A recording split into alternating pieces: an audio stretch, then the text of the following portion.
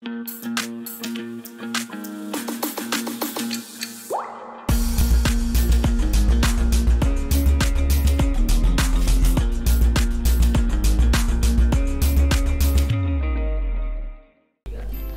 adik-adik, masih bertemu dengan Kak Awang dan Kak Aris. Ya, pada hari ini kita akan belajar mengenai tali, simpul, jerat, dan ikatan. Iya betul, Kak Awang. Ya, ini adalah keterampilan yang biasanya dilaksanakan di dalam gerakan pramuka ya. Pasti itu, seorang pramuka itu biasanya identik dengan keterampilan dalam hal membuat jerat dan ikatan dan simpul.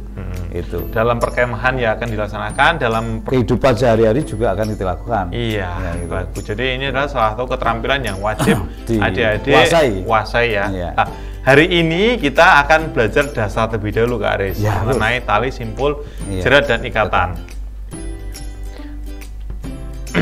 Lah, tali, simpul, jerat, dan ikatan. Ini seringkali kita bingung Kak Aris. Bingung kan mana yang tali, mana yang simpul, mana yang jerat, dan mana yang ikatan. Ya ini Kak, ini sering terjadi nih Kak, di kalangan bahkan para pembina juga mengalami seperti itu. Antara tali, simpul, jerat, dan ikatan mereka akan menyamakan. Padahal itu satuan yang berbeda-beda sebenarnya. Tali, apa itu simpul, apa itu jerat, dan apa ikatan. Karena itu. Hari ini kita akan belajar satu persatu ya. Iya betul Kak, biar adik-adik paham ini. Hari ini biar tahu apa itu simpul, apa itu jerat, ikatan. Sudah siap adik-adik? Ya. Siap ya. Yuk kita akan belajar satu persatu. Oke. Baik. Pertama adalah belajar mengenai tali. Tali dulu. Oke, tali. Tali ini adalah barang yang berutas-utas panjang. Seperti ini. Mungkin adik-adik pernah melihat tali ya, tali seperti ini, atau mungkin tali yang seperti tali dadung. Seperti yang digambar itu ya. Tali dadung. Atau yang itu identik itu, pasti agar kayak gitu tali pramuka Kak Awang. Padahal itu bukan tali pramuka ya, tali nilon. Tali nilon ya. Tali nilon tapi sering digunakan oleh pramuka. Bahkan masyarakat umum begitu menyampaikan, tali pramuka loh, tali pramuka gitu ya. Karena orang koyo ngono tali pramuka, karena orang diuntel-untel ya tali pramuka. Padahal ya sebetulnya tidak seperti itu. Kita boleh menggunakan tali bebas, boleh ya, boleh menggunakan ini. Bahkan kalau melihat definisi itu sebetulnya tidak harus seperti tali pramuka seperti itu. Tali dadung ya juga termasuk. Terus termasuk sebetulnya kalau masuk itu sebetulnya kawat itu juga termasuk bisa untuk menali. Termasuk akar-akar pohon, pohon, rotan dan sebagainya juga disebut sebagai tali. Berarti intinya kawan, sesuatu yang bisa untuk mengikat. Baik itu untuk membuat simpul atau untuk membuat jerat, itu bisa namanya tali ya. Oke, sudah tahu ya, baik tali itu adalah barangnya atau bendanya. Oke ya, sudah bisa dibedakan ya adik-adik. Paham ya. Oke, yang kedua adalah simpul. Iya. Simpul ini adalah hasil bentukan dari dua utas tali atau lebih. Ini tali ya.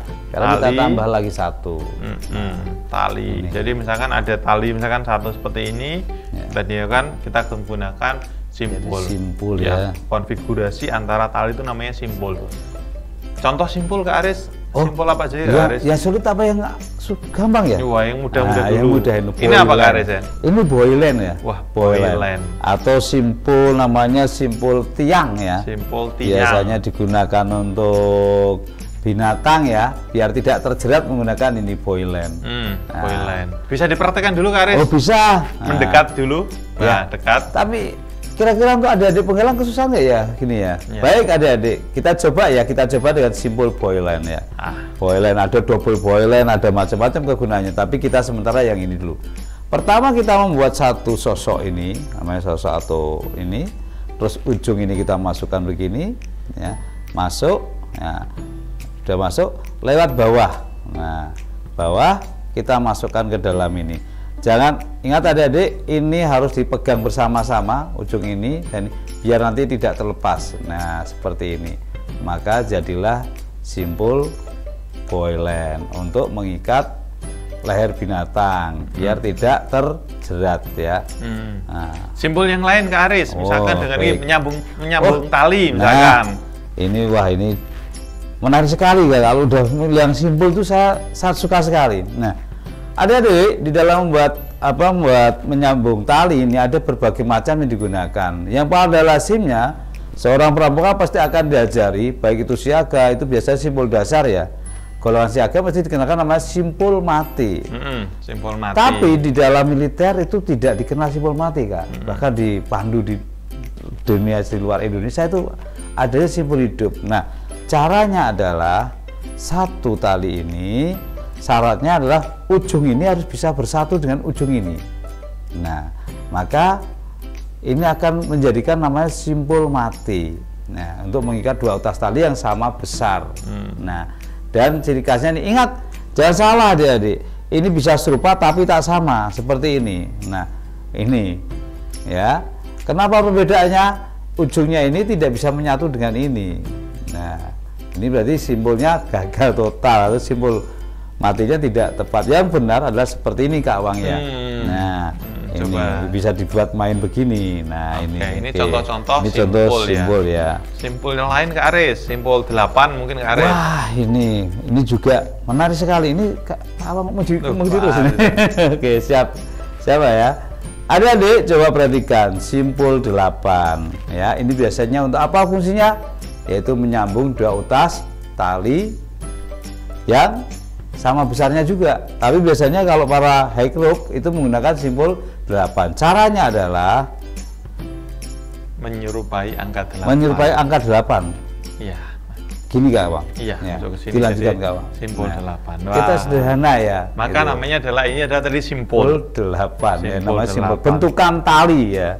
Atau tali dengan tali. Simpul ini jenisnya ada banyak banget ya, ada ratusan, mungkin bahkan ada ribuan. Tapi yang terpenting adalah simpul ini mudah digunakan, dan mudah dibuat, mudah dilepas dan kuat. Itu syaratnya gitu. Oke. Tadi simpul kita sudah paham ya adik-adik ya, contoh simpul. Lalu kita akan lanjutkan adalah jerat. Jerat. Nah ini Kak Wang perlu dijelaskan nggak jerat itu? Kalau jerat itu adalah bentukan tali dengan satu benda. Dengan benda. Iya. Jadi kalau tadi simpul adalah hanya tali, sekarang adalah harus dengan satu benda. Nah, contohnya dengan ini Kak Wang. Silakan Kak Wang. Ini ada kan contoh untuk jerat. Contoh untuk jerat, misalkan yang paling umum ada jerat pangkal ya adik-adik ya. Lihat ya, Kak Wang saya akan mendekatkan jerat pangkal di sini. Jerat pangkal. Jerat pangkal itu sangat familiar ya. Sangat familiar. Ini sini kelihatan nggak ya? Ini terus ini. Atau saya pegang gini aja Kak Wang. Kita pegang aja. Jadi seperti ini ya adik-adik ya. Jadi jeratnya adalah jerat pangkal. Kita ulangi lagi mungkin Kak Wang, lebih pelan lagi ya. Pelan lagi ya.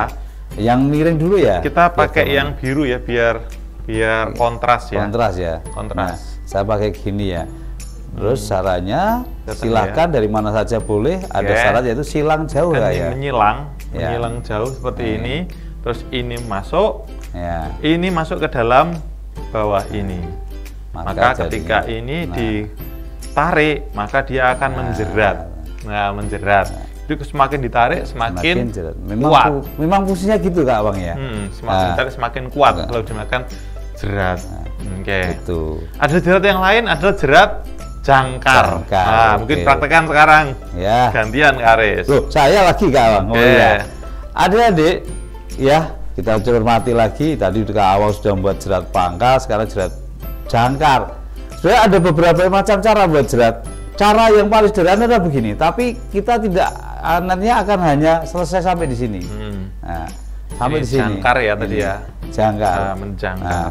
Tapi kalau kita tidak paham yang berikutnya, nanti kita tidak bisa berkembang. Maka sebenarnya jerat jangkar itu seperti sama hampir dengan jerat pangkal, cuma kalau jerat pangkal itu naik ke atas gini silang jauh, tapi kalau jerat jangkar turun begini naik lagi.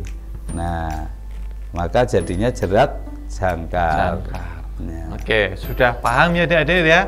Tambah lagi Kak, mana yang jerat, mana yang simpul. Nah, untuk ikatannya minggu depan ya Kak. Ikatan lah ini ya. Oke, selanjutnya tadi sudah jerat sudah, terus tadi simpul sudah, tali sudah, ikatan. Nah, ikatan. Kalau ikatan itu apa? Ikatan itu adalah bentukan tali yang digunakan untuk menyatukan dua benda atau lebih. Gitu, biasanya yang sering kita gunakan itu ada dua, yaitu adalah ikatan palang dan ikutan silang. Sudah ada di gambar ya. Kita perlu praktekkan? Perlu. Salah satu ya.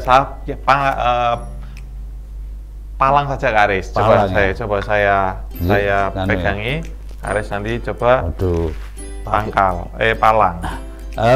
Gini adik-adik ya, cara membuat ikatan palang ini sebenarnya berbagai macam cara ada. Salah satu, jangan terfokus dengan satu yang dilihat di gambar. Itu ada ikatan Jepang, yang model ikatan palang Jepang, Norwegia dan Filipina. Sekarang kita yang model standar. Perlu diingat, ikatan palang hanya digunakan apabila sudutnya 90 derajat lurus. Kalau kita silang lebih dari 90 derajat, menggunakan adalah ikatannya ikatan silang. Yang diawali adalah menggunakan jerat pangkal, bukan simpul pangkal lagi loh ya. Ini jerat. Kenapa? Karena memang musuhnya menjerat. Nah, kalau sudah begitu, ya. Setelah itu maka namanya ikatan palang, kita buat letter U. Ya, letter U ini di bawahnya berarti kan. Nah, ya. Kalau di atasnya rapidnya sih sebenarnya. Ya. Letter U ya. Nah, kenapa letter U ini bentuknya U? Nah, terus kita balik lagi U. Nah, seperti ini. Nah, balik lagi juga U begini. Ya, nah, ini dari kurang panjang nggak ya? Langsung aja kita akhiri aja ya dengan jerat pangkal terakhir. Tapi kita harus cincin dulu ini biar kuat. Nah, ya. Nah, baru di pangkal. Ini karena jadinya adalah seperti ini ya. Nah, tadi kan sudah belajar nih, bagaimana kalau talinya kurang? Maka kita gunakan simpulnya tadi, Kak. Simpul nyambung simpul nyambung yang gunakan ya simpul mati aja yang gampang ya. Nah, disambung karena kita khawatir seorang pramuka itu tidak panik kalau kurang karena ada sambung. Nah, kebetulan ini bisa jadi. Nih, kita masukkan lagi. Ya. Nah, oke, sudah ya. Langsung kita cincin.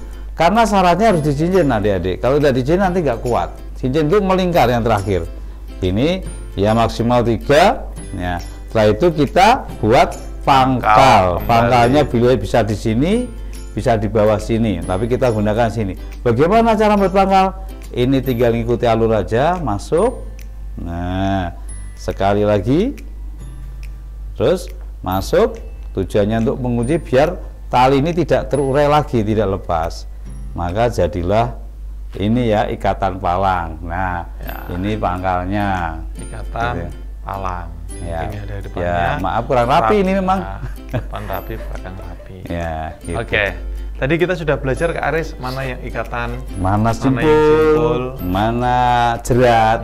Nah, dan luar biasa ini kawan. Oke, coba kita tadi sudah belajar. Ya, sudah belajar. Ya. Oke, coba kita review ya. Kita review lagi ya, buat adik-adik. Tali apa tadi tali? Tali apa tadi tali? Tali adalah bendanya. Oh iya, betul kawan. Oke, bendanya. Betul. Terus, kalau simpul? Simpul itu bentukan tali, ya. Bentukan tali. Contoh simpul tadi apa aja, Kak? Ada simpul ada simpul mati, ya, simpul hidup, ada tadi simpul 8, ada boilen atau simpul tiang, jerat tiang ya. Tadi ya, ada itu deh simpul 8, simpul mati, simpul anyam sebenarnya tapi perlu disampaikan. Oke. Tadi terus kalau jerat tadi sudah ya. Jerat sudah ada, tadi pangkal dan jangkar. Ada boilen, pangkal dan jangkar dan sebagainya. Masih banyak lagi, ada tambat juga. Ikatan tadi sudah ya kita perhatikan salah satunya itu ada ikatan palang dan ikatan silang. Ya, ada ikatan canggah, ada ikatan kaki 3 juga Kak. Salah contohnya. Oke, sudah adik-adik ya, sudah dapat gambaran ya mengenai tali, simpul, jerat dan ikatan. Oke, terima kasih adik-adik, kita sudah belajar bersama, tambah ilmu lagi ke Aris. Iya, betul. Termasuk kami juga tambah nih, semakin lancar. Iya, sekali lagi kita akan bertemu lagi ya. Iya. Terima kasih, saya Kak Awang dan Kak Aris, kita undur diri ya. Terima kasih. Assalamualaikum warahmatullahi wabarakatuh. Salam pramuka. Salam.